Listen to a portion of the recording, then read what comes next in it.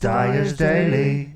In this bonus episode, I present to you an edited version of a 2018 interview that I did with Ben Pryor and the Lucky Dogs, a vintage rock and roll band that were around then, and they played 50s and 60s rock and roll music. They were based in the south of England, and I'm sharing this simply to get the word out there about performances and such, and to share some of my archive. So the first question to them was, why 50s and 60s? We've always had a deep love for 50s and 60s rock and roll. It's always kind of stemmed from our grandfathers, I think, who would listen to those kind of records, and we would then, kind of nick them off them and listen to them, play them ourselves. And I think we were kind of brought up with that almost pre-installed into us, and it came as almost like second nature, and we just thought, you know what, how amazing would it be if we could do this for other people, if we could perform this for people. Listening to you, because you've got clips on YouTube and you've done gigs locally, you're so tight. I mean, how on earth do you manage to get that kind of old-timey sound? It is very much like going back in time. How do you even go about that? We try and do it as period accurate as possible, but with that sort of modern twist. So there's a lot of great gear out there nowadays for musicians that sort of has that replication of the vintagey kind of stuff. And, we've got valve amps and stuff like that, but yeah, we like a lot of the newer gear, and sort of just, you have to go back and listen to those records and see how they were played, and watch the old clips on YouTube of there's some great stuff on there.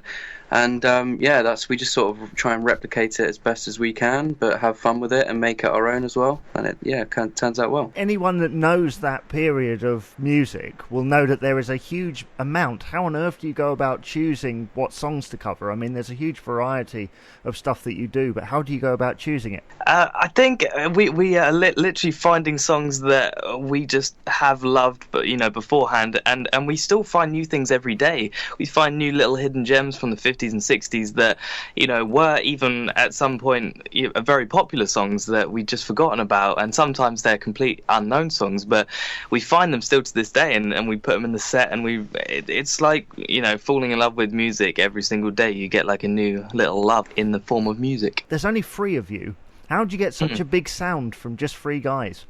Well, yeah, that's probably the most difficult thing. See, we also go out as a 4-piece, and we have a pianist as well, a very talented pianist, and we go out as a 4-piece as much as possible, but there's a lot of shows that are only call for a 3-piece, whether it be the amount of space that we've got or someone's budget or something like that, and so we go out as a 3-piece a lot, and it is incredibly difficult to get a sound that kind of fills out a room and that really sounds like rock and roll. But it's down to the fact that we can utilize, as Jack said, the modern gear that we have today, and we managed to replicate a bigger sound that still keeps true to the 50s and 60s. And and there was a lot of trios back in the 50s where a really basic setup where you just have a small drum kit, bass player, and then a singer playing guitar, and there was a lot of that going on in the actual era, so try not to overcomplicate it too much, and just have fun. How do you go about the arrangements? Because I noticed I saw you do a cover of Blue Suede Shoes, which was at one of the events you did recently, and you were going from one of the original versions as opposed to Elvis Presley's version. How do you go about choosing which version of the songs? Because I know from much research that a lot of those songs were covered numerous times in many different ways. When it comes to choosing arrangements, we choose the one that we think will be most effective with the sound that we have. Carl Perkins, the way that he did it with the intro, and just using that song as a reference anyway, he kind of has that suspenseful intro that we really found effective for our lineup especially. And I think that's how we take arrangements. We see how they will fit us best and work around that, don't we? We play Saw Us Standing There as well, and we do that kind of the Jerry Lee sort of version of it.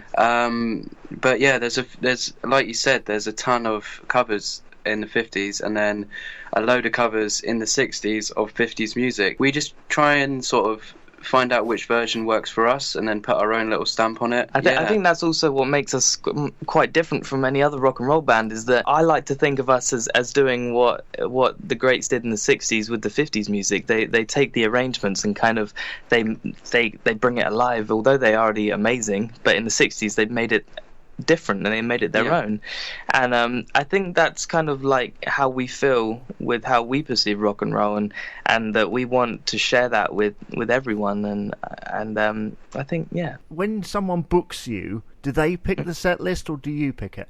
Well, most of the time, 9 times out of 10, they are normally quite satisfied with our wide kind of repertoire that we have anyway. On certain occasions, people will come to us and they'll say, look, I love this song. I used to love this song in the 50s and 60s, or, my father used to listen to this song. Is there any way that you can do it? And most of the time, we're already quite familiar with that song, and we can kind of do it either on the night or with a bit of practice beforehand. But it's normally a set list that we've chosen that we think will appeal to everyone and that we think will get everyone up and dancing. And even the diehard 50s fans, I think they always enjoy it as well. So pretty much that.